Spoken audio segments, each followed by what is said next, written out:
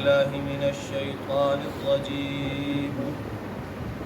بسم الله الرحمن الرحيم.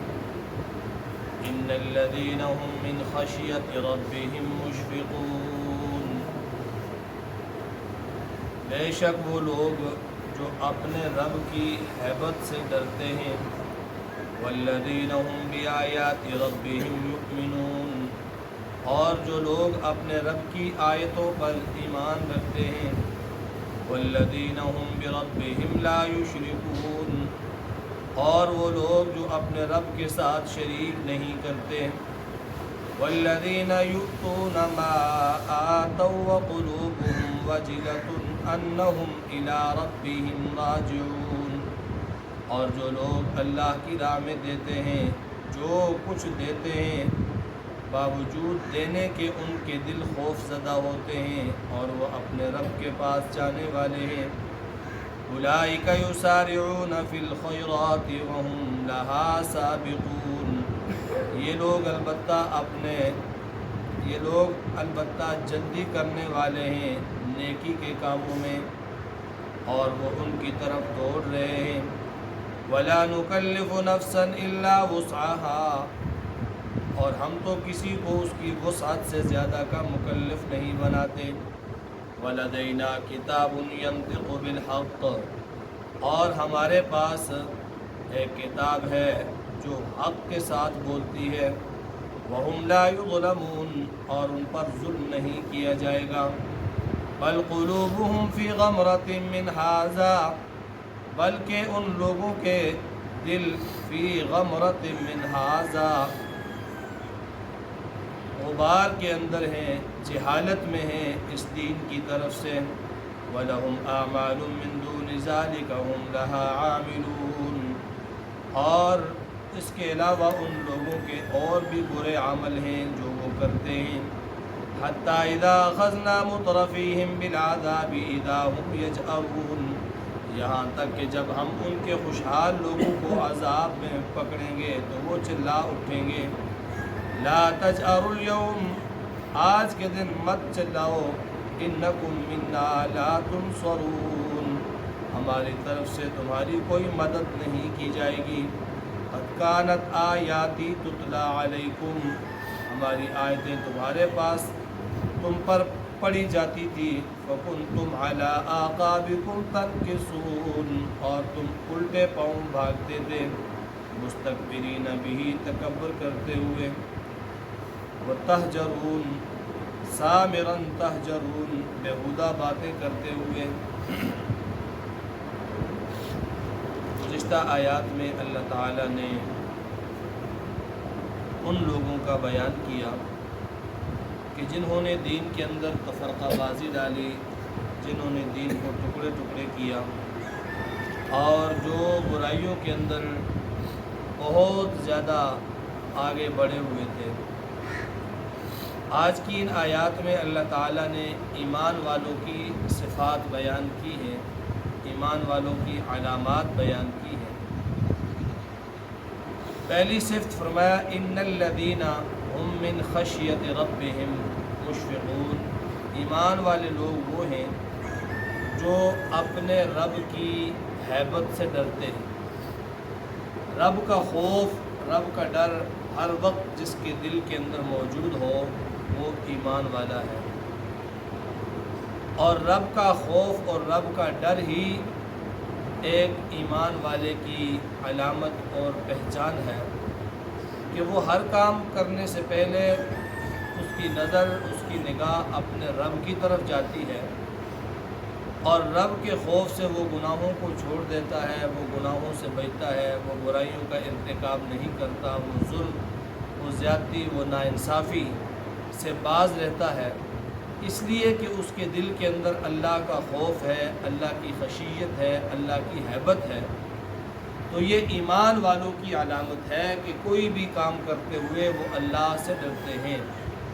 اور جو بے دھڑک گناہوں کے اندر مبتلا ہیں، جو بے دھڑک ظلم زیادتی کرتے ہیں، جو بے دھڑک غفلت کی زندگی گزارتے ہیں، نہ نماز ہے، نہ روزہ ہے، نہ کوئی نیک عمل ہے، تو وہ لوگ ایسے ہیں کہ جن کے دل میں خدا کا خوف نہیں ہے، اور خدا کا خوف مومن کی صفات میں سے بنیادی صفت ہے۔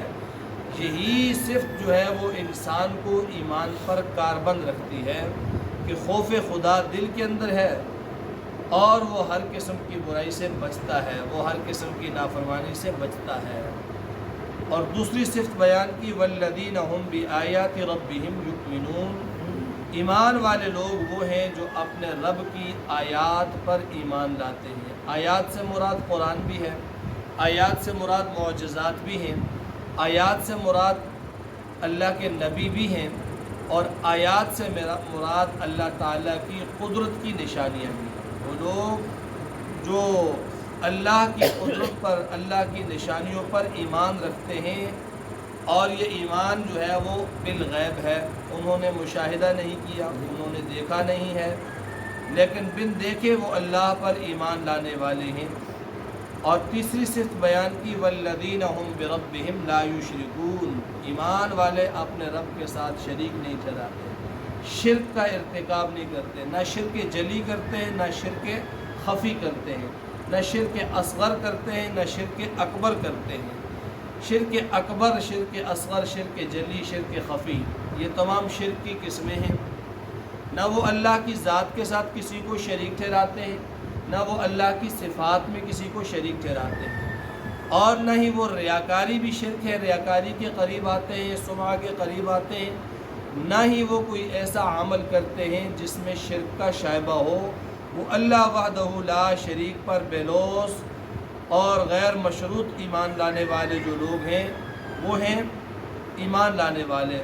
اور چوتھی صفت بیان کی والذین یؤتون ما آتوا وقلوبهم وجلہ، ایمان والوں کی چوتھی صفت یہ ہے کہ جو لوگ اللہ کی راہ میں دیتے ہیں اور جو کچھ دیتے ہیں، جو لوگ اللہ کی راہ میں دیتے ہیں، جو کچھ دیتے ہیں، تھوڑا دیتے ہیں، زیادہ دیتے ہیں، وقلوبهم وجلۃ، ان کے دل دیتے وقت بھی ڈر رہے ہوتے ہیں۔ قلوب جمع قلب کی ہے، اور وجل کا معنی جو ہے وہ ڈر ہے، جو اللہ کے رستے میں اللہ کی رضا کے لیے، اللہ کی خوشنودی کے لیے دیتے ہیں، جو کچھ بھی دیتے ہیں تو اس وقت بھی ان کے دل کی حالت یہ ہوتی ہے کہ وہ ڈر رہے ہوتے ہیں۔